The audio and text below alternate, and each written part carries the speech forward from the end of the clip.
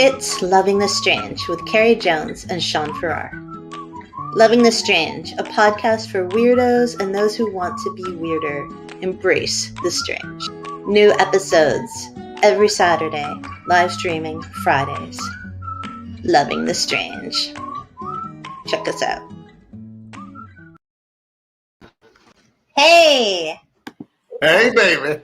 Hey everyone, it's our first episode of Loving the Strange, which is our podcast, short podcast, not to be confused with Dogs Are Smarter Than People, but they are. And this podcast, in our very first episode, is just Shaun and I, and we're married people, and we're both strange. And I'm a writer, and Shaun is not a writer. He's just a human being, which is way better. And this podcast isn't about writing, and it's not about life tips, and it's really inspired about how Shaun and I are such opposites about so many things, yet we still love each other, and that's kind of strange, and there's got to be some kind of weird lesson in there, right? So it's unscripted and fun, and it's just meant to make you feel like you're hanging out with two weird people talking about strange things for a half hour on a Friday night or a Saturday morning or whenever you listen to this. And for our first podcast, which Shaun's in charge of, we thought we'd talk about the places that you feel called to you for weird reasons, like a land or a region or a building. It's kind of like deja vu, but it's almost bigger than that. Right, Shaun? That's right. Excuse me. First off, let me say that writers are people too. But yes, I had this thought for the idea for the podcast when I was watching Swamp People on television. Which is why we're opposites, honestly. Which is why we're opposites. You're actually a Southern girl at heart, baby. Don't deny it.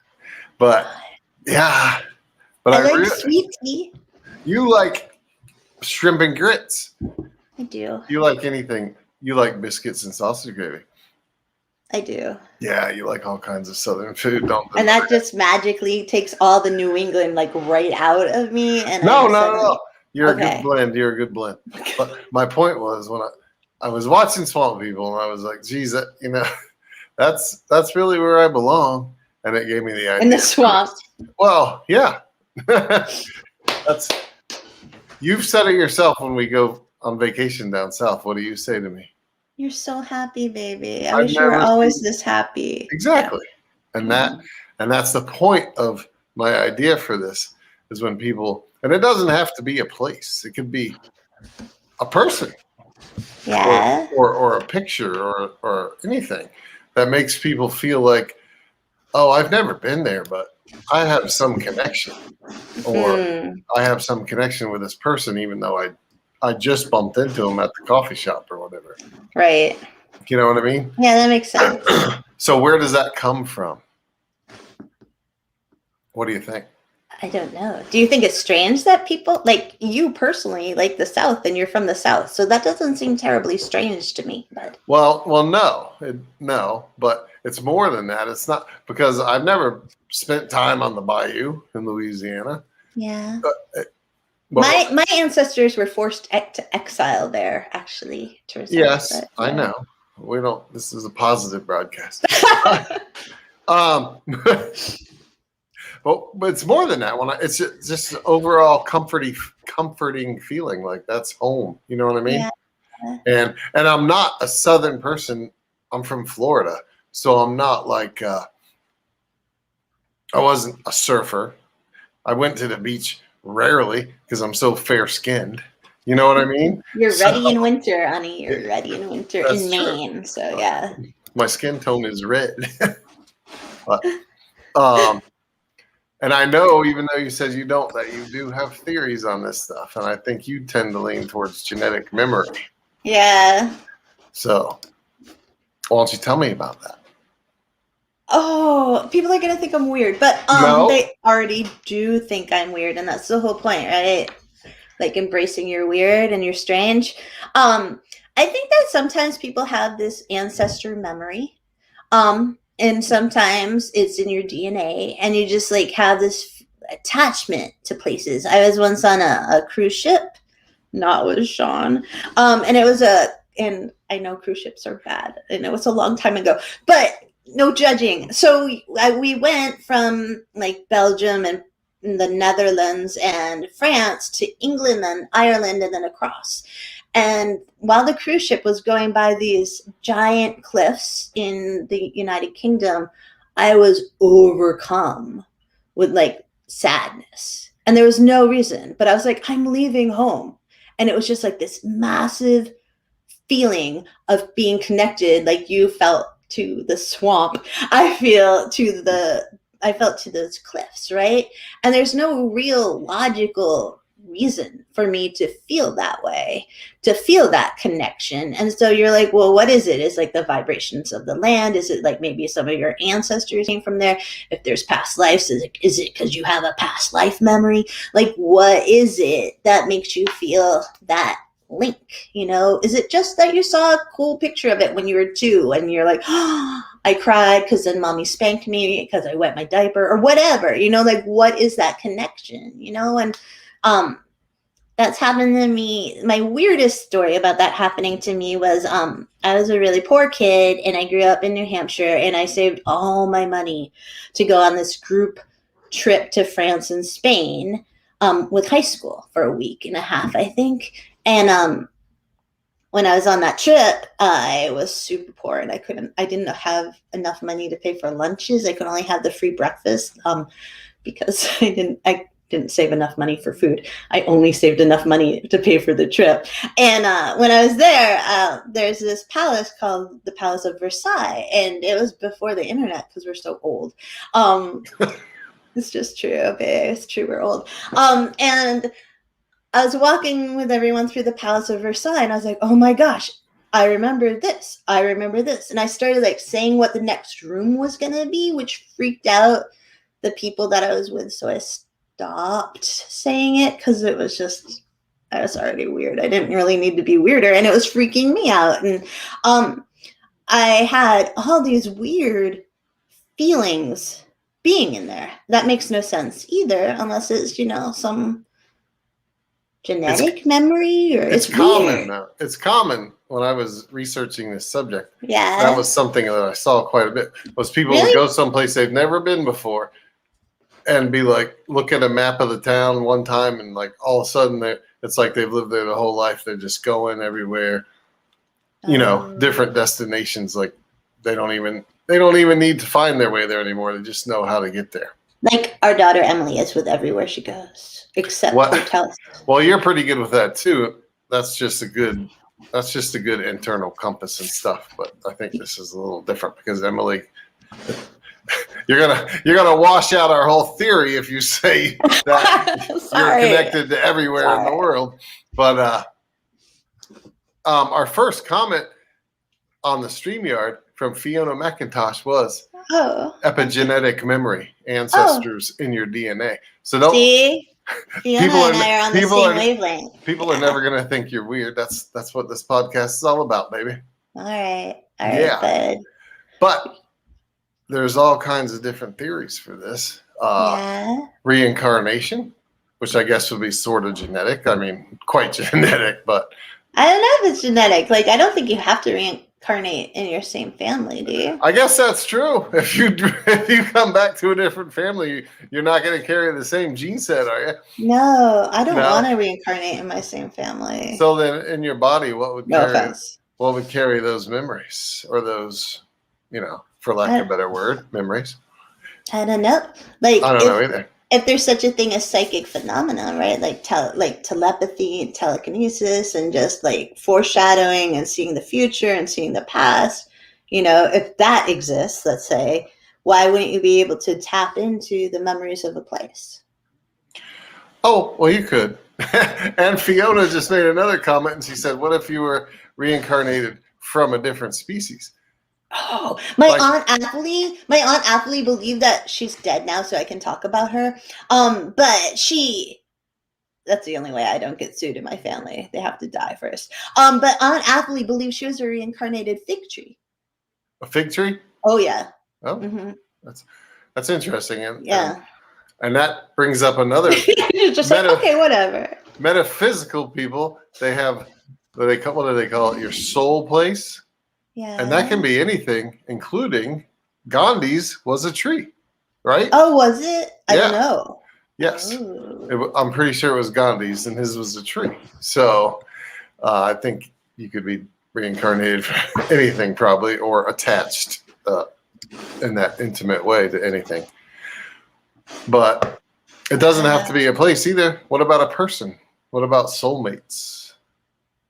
Somebody. Oh, like you connect with someone instantaneously, like No, twin true flames. soulmates, like Oh. like you and me, baby. But somebody that you feel, because I'm gonna call you out on this stuff, so don't be embarrassed. But I don't want you to do this, baby. You've told me. I thought we wanted to stay married, honey. Oh, we do. We'll be all right. I think we're getting close to the edge here. Boo. But it's like, you feel like you've been in a relationship with somebody in a past life or whatever. That's what I'm saying. Yeah.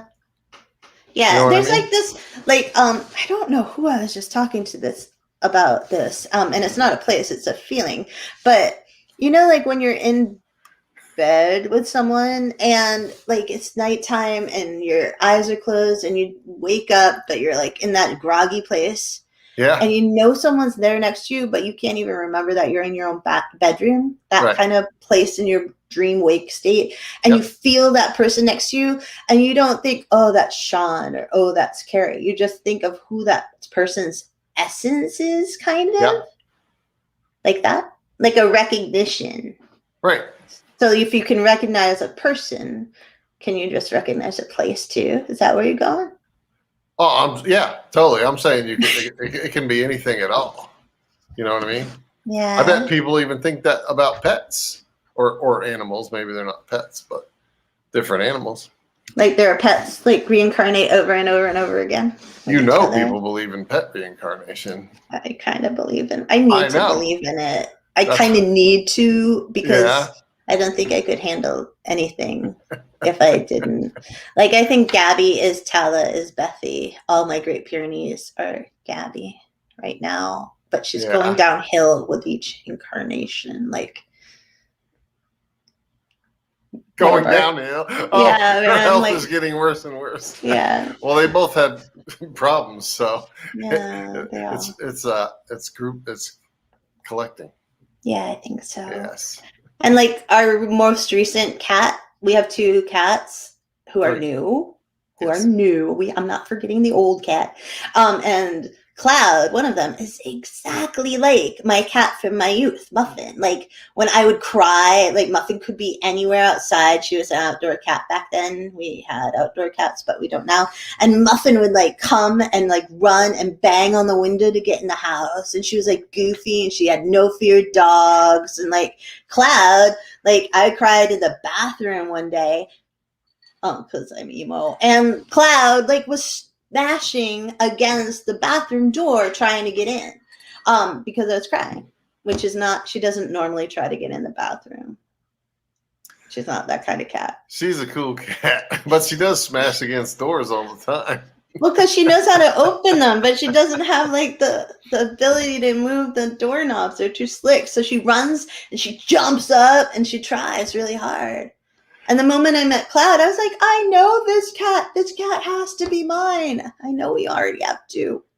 So maybe that's a recognition, that could be strange feeling of like, I love this place. This being has a heart to me. Well, I have to take a second and recognize 2 comments. Again from Fiona. What will we do without her? She seems like she's right in line with our interest in something. Oh, cool. And she's talking about how stones and organic material remember things, which is something that we hear all the time when we watch like the ghost hunting shows and stuff, and how they can create an energy.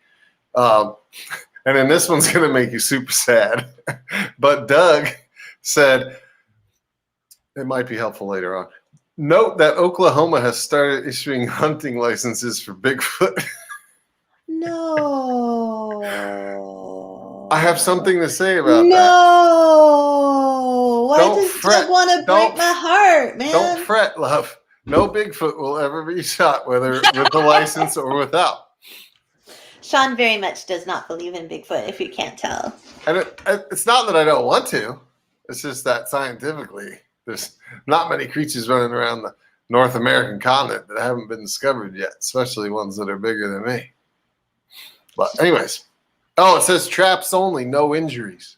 Oh, I like that though. So that's all right. It's got to be like the world's biggest have-a-heart trap. Imagine how, like, if Bigfoot, even if it's just like not as big as everybody says it is, and it's just your size, but like Shaun's around 6'6", and he has big shoulders and he weighs a lot. Not because he's just a healthy, strong man.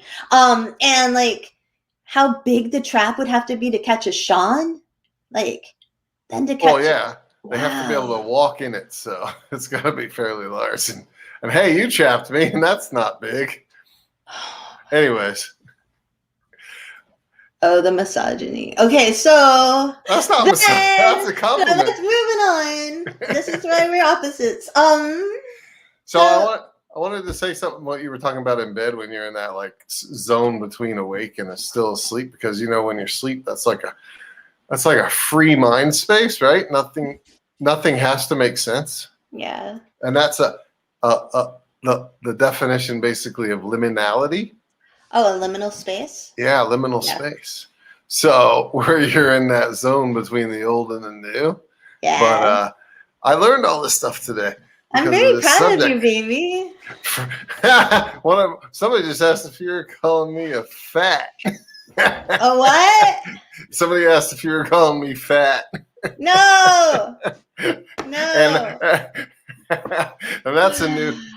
I think she also. There's nothing wrong with whatever size you are. I think she also presented a new title for the next reality TV show, To Catch a Shaun.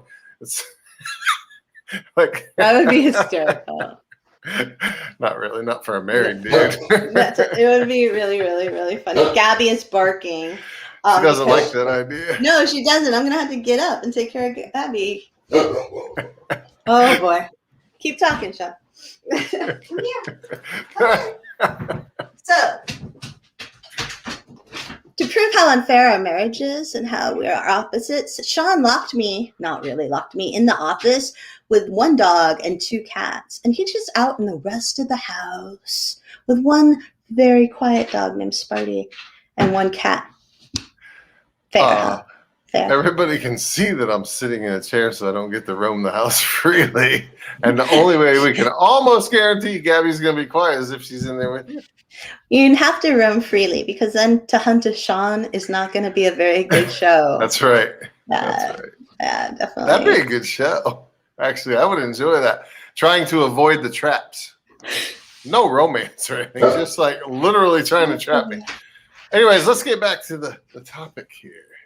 Okay, and the topic is loving strange things. Well, we're talking about strange stuff, no matter we haven't gotten off topic. Sorry to interrupt. Places, and like that deja vu feeling and where it comes from, and how Shaun might love the swamp, and I'm not really a swamp lover, and because mosquitoes and stuff. Well, I'm going to fine tune it for you. It's not necessarily a swamp. You were watching Swamp People. I know. But it's more like a warm climate, brackish water area, like a tidal area. It doesn't have to be the swamp where you're living on a houseboat or your house is on stilts.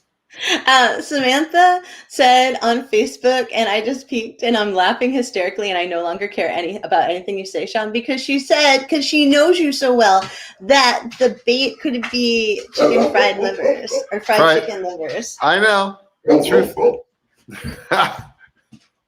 You're being too excited for the dog, love. Yeah. The truth of the matter is that trap would catch you. What? I said the truth of the matter is that trap would catch you. No, it wouldn't. Because you like it more than me. No. Oysters. Oysters are trapped. Potatoes. I'm pretty cheap, honestly. Potatoes. Fried chicken livers is another example of Southern food that you absolutely love. You're not supposed to out me like that. But I think you're genetically connected to the South somehow.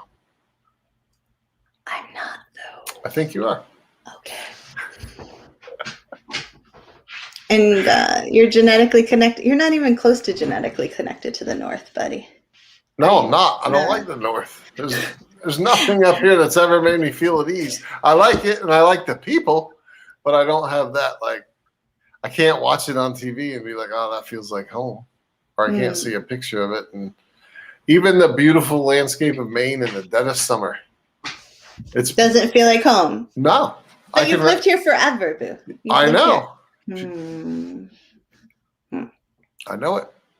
I mean, people grow accustomed to stuff, you know?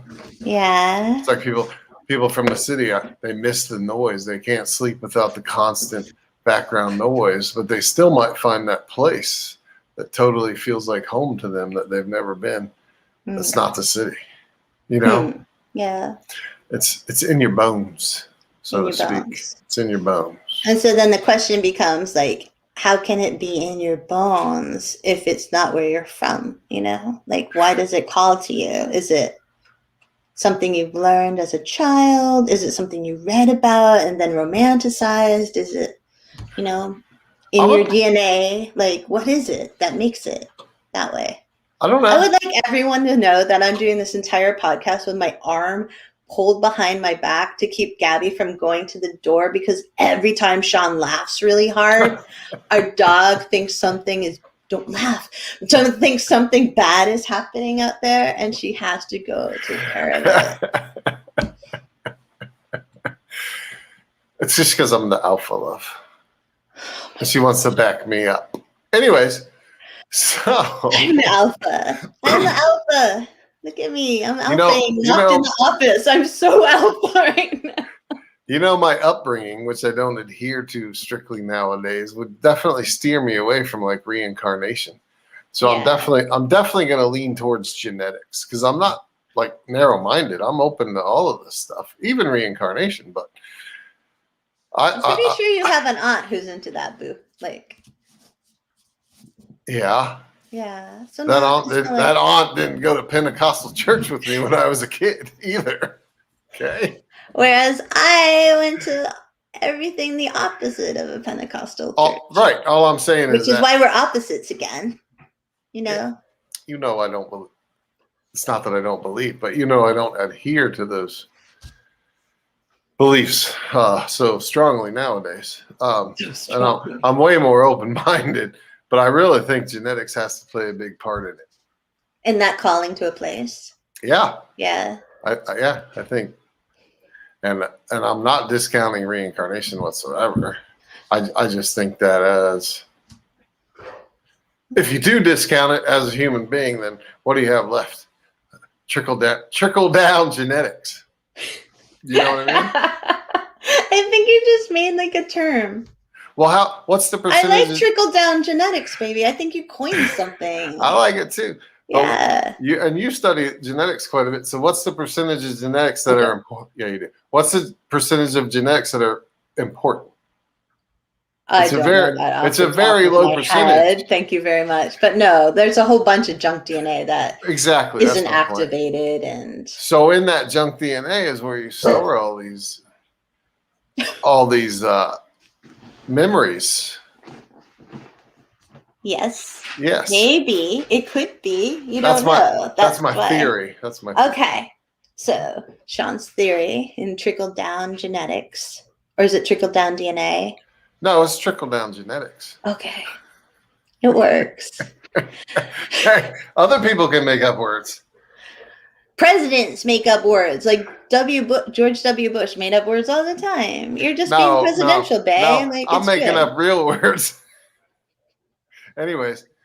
Gosh. But the other cool aspect of this, when you think, like, if you think about it, not just, you know, loving the strange, as in, like, why do you love that place? But sometimes we love strange places. Like, people love things that, you know, they go to, and other people are like, ooh, that's strange. Why do you love gas stations? And they'll be like, because I love the smell of gas. And you'll be like, why do you like the smell of gas? You know, or they'll be like, my favorite place is inside Walmart in the produce aisle or the produce aisle right by the cabbage. And you'll be like, what? Why? Like, so people love things that to other people feel strange constantly. And that's so cool if you think about it, like how we can all have these normal places sometimes, like a gas station or a Walmart, and love an aspect of that, even That though is other cool. people might think it's strange. No, it's totally cool, and I think that's really the point of anything we do is just open-mindedness and not being so narrow Yeah. in your thoughts and what makes other people happy. If it doesn't make you happy, that doesn't necessarily mean it's negative or bad, as long as you're not hurting somebody. Yeah, Right? exactly. Yeah. So What? no, I ran out of gas there for a second. Did you run out of gas? That's because it's Words. oh, word gas. Gas Yeah. words. Yeah. You gotta go hang out at the gas station, refill, boop, boop, boop, No, boop, get some well, unleaded words in there, and you'll I be don't all good to particularly go. like the smell of gas too much. Do you have any weird place, like normal weird place other than a swamp that you like? That I like. Oh, Yeah. like a restaurant or something, Yeah, maybe or that other something. people don't really like or don't think of as like, oh, I love that place. Do you? Well, I think. I really like alleys.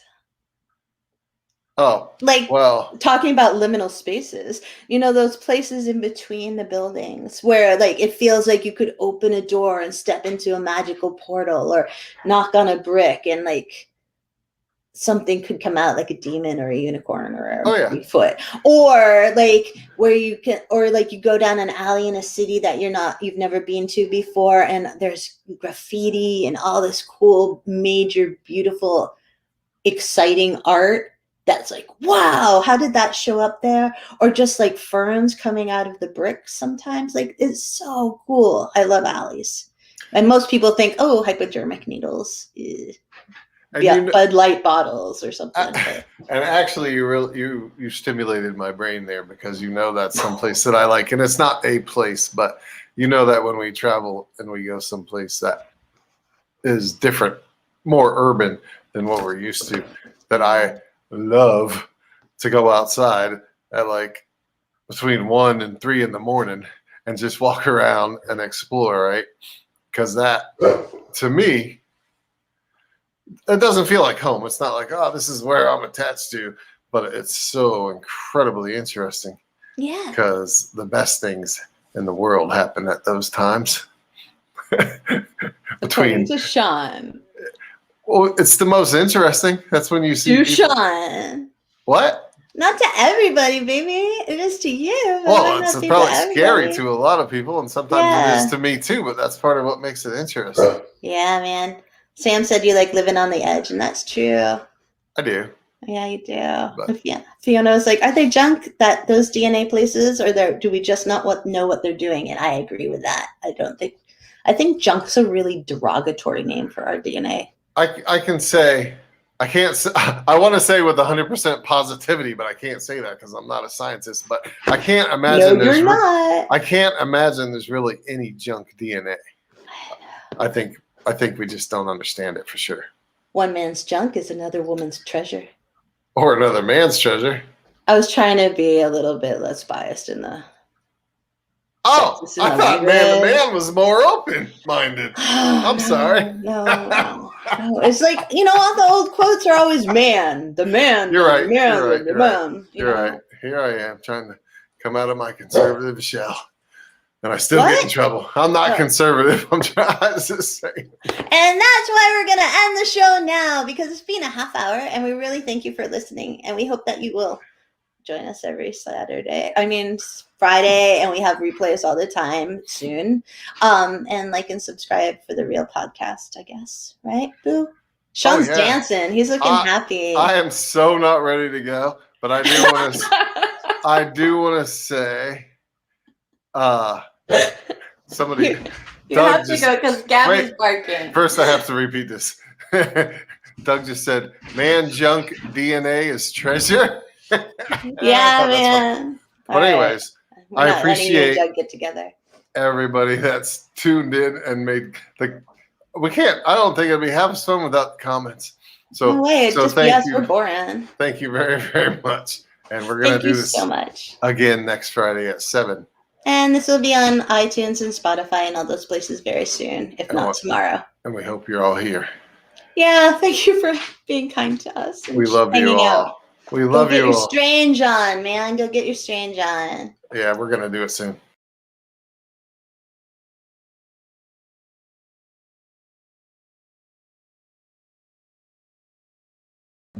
Thank you for listening to Loving the Strange. Please be sure to like and subscribe. And remember, embrace the strange. New episodes every Saturday, live streaming Fridays. Go get your strange on, friends. Thanks for listening.